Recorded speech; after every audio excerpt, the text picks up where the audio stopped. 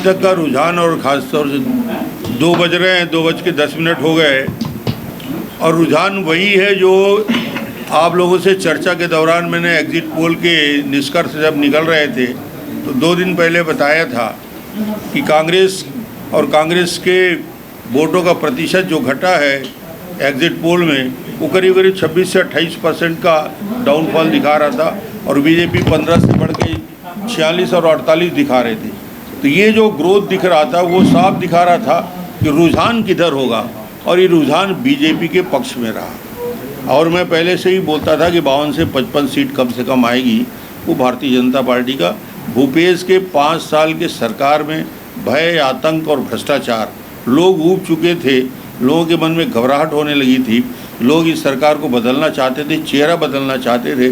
और जिस प्रकार बस्तर से लेकर सरगुजा तक और मैदानी क्षेत्र में जो रिजल्ट आया दिखाता है कि जन आक्रोश कितना था।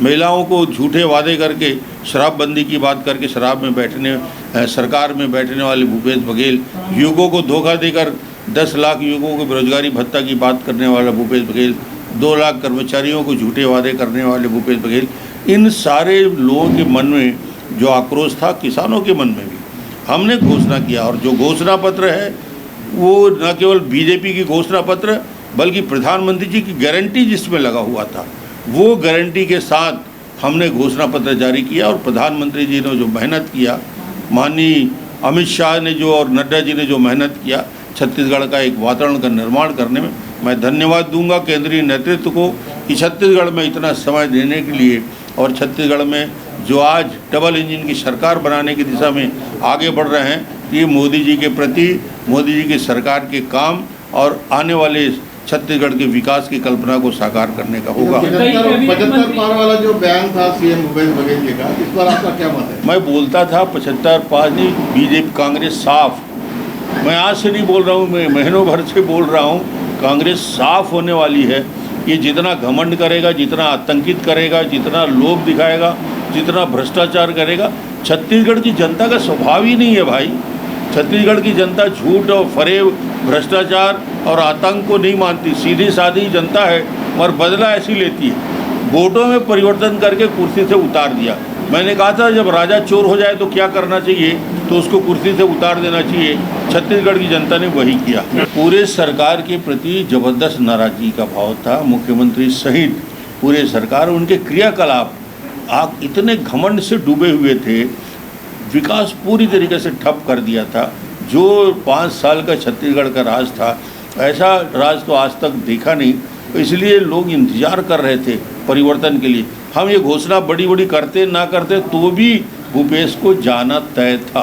कर्जमाफी और रेवड़ी जो है उसके अगेंस्ट में छत्तीसगढ़ की जनता ने बता दिया कि हमको विकास चाहिए। बिल्कुल, रेवड़ी बांटने और 4 बार भूपेश बघेल ने, एक बार घोषणा पत्र जारी किया, दूसरा बार घोषणा पत्र जारी किया और तीसरी बार घोषणा पत्र जारी किया। 3 घोषणा पत्र जारी करने के बाद भी छत्तीसगढ़ की जनता ने उसको रिजेक्ट किया। नारी सम्मान योजना तो बहुत बड़ी योजना है।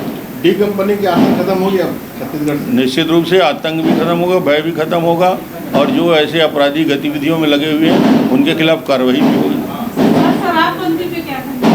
शराबबंदी के बारे में बैठ के निर्णय लेंगे। कोई हमने घोषणा नहीं किया था, मगर छत्तीसगढ़ में हमने शराबबंदी करके देखा था, प्रयोग किया था, उसको आगे बढ़ाने का काम करेंगे। अगला मुख्यमंत्री कौन होगा? क्या आप दावेदार हैं? मुख्यमंत्री का चयन हमारे विधायक दल की बैठक होगी, केंद्रीय पर्यवेक्षक आएंगे और पर्यवेक्षक की बैठक भी तय होगी। कब तक होने का संभावना है? अभी आज राष्ट्रीय नेतृत्व यहाँ आ रहे हैं, माननीय हमारे प्रभारी जो हैं वो भी माथुर साहब आ रहे हैं, मनसुख भाई आ रहे हैं, नितिन जी रहेंगे।